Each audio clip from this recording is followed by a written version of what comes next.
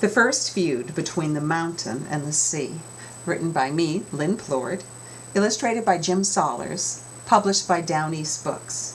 This story is a fable, and a fable is a story that teaches a lesson, like you might have heard of some of Aesop's fables, the lion and the mouse, the tortoise and the hare. Those teach lessons. So after I read this story, I hope those that are listening to the story with you, you guys can have a little conversation about what you think the lesson is in this story.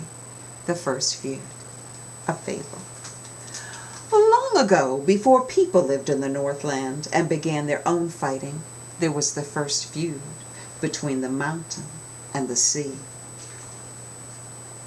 Katahdin claimed, "I am the greatest mountain, the most beautiful place in the Northland." And indeed it was beautiful, with its majestic icy white peak like diamonds stacked to the sky. The Atlantic Ocean claimed, "I am the most beautiful place in the north." And indeed it was beautiful, with its shimmery swells like an endless sea of emeralds.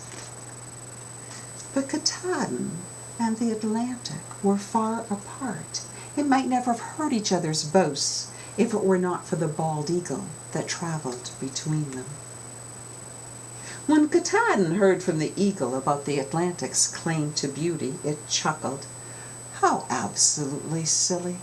There is no place more beautiful in the Northland than I am. What fool would claim that? The Atlantic must be confused. I will have to prove my beauty."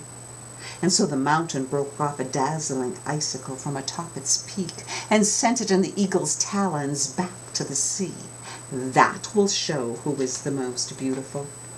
But by the time the eagle arrived at the sea, the icicle had melted away. The Atlantic roared with laughter at the sight of the few drops of plain, ordinary water the eagle shook from its talons. "Ho, he, ha! And that is all Katahdin has to show for its beauty? Poor plain mountain! I will show it what real beauty looks like." And so the Atlantic splashed some of its sparkling, foaming, bluish-green water onto a floating leaf. The eagle carefully folded the leaf with the water inside and carried it back to the mountain. But by the time the eagle arrived at the mountain, the ocean water had evaporated, leaving behind grains of sea salt upon the leaf. Plain white powder? That is what the Atlantic thinks is beautiful? Harumph! I will show it true beauty once and for all. And so Katahdin shifted and rumbled a bit in anger and summoned the mighty, majestic moose to be its messenger. Katahdin wove its most dainty, delicate wildflowers into a wreath for the moose to wear. "Here," the mountain ordered, crowning the moose, "take this to the Atlantic and show it who is truly the most beautiful in the Northland." But by the time the moose had traveled over mountain boulders, through forest, across coastal plains to reach the Atlantic, the fancy, fragrant wildflower wreath had wilted into a crown of dried brown twigs. The Atlantic tossed and turned in anger. "How dare that mountain insult me with such a drab, ugly ornament? It knows nothing of true beauty."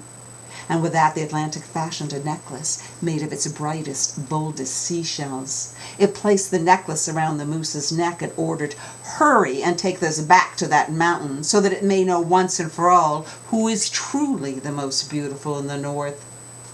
Even though the moose tried to hurry back to Katahdin, it could not help its naturally awkward ways.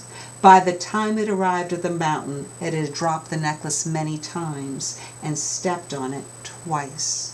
All that remained were crushed shells. "Enough is enough," shouted Katahdin upon seeing the crumbled pieces. "I will show the Atlantic once and for all that I am the most beautiful place. This means war." The mountain's thunderous words filled the air, and the wind blew them all the way to the sea. Upon hearing Katahdin's rage, the Atlantic answered with a furl, "You want war? I'll give you war. I will do anything to save my honor and place in the north. And so at the same exact moment, the mountain and the sea unleashed their fury toward each other. Katahdin triggered its mightiest thunderstorms, most frigid blizzards, and strongest avalanches, and hurled them at the Atlantic. The Atlantic fired its flooding waters, wildest waves, and harshest hurricanes, and blasted them toward Katahdin. And when at last the fighting stopped and all was quiet, the mountain and the sea had not reached each other with their attacks, but all the northland between them was barren, destroyed. For the first time, Katahdin and the Atlantic could see each other across the northland. They stared in awe. Both gasped. You truly are beautiful, so different, spectacular. I am so sorry I doubted you. From that day on, Katahdin and the Atlantic pledged to work together for the good of the Northland. Slowly, over many, many seasons, the snows melted from atop the mountain's peak and drained from mountain springs to brooks to rivers and flowed all the way to the Atlantic Ocean. And so at last the beauty of the mountain and the beauty of the sea were connected. In fact, the forests and the fields of the in-between lands grew greener, more lush than they had ever been before. It was as if the new bond between the great mountain and the great ocean was so strong that it spread their wondrous beauty in all directions. And so long ago, before people lived in the Northland, Katahdin and the Atlantic Ocean had the first feud over a misunderstanding. But in time they realized their mistake, gave up their anger, and healed all they had destroyed, creating the Northland the world knows today. I hope you enjoyed chatting about the lesson in this story.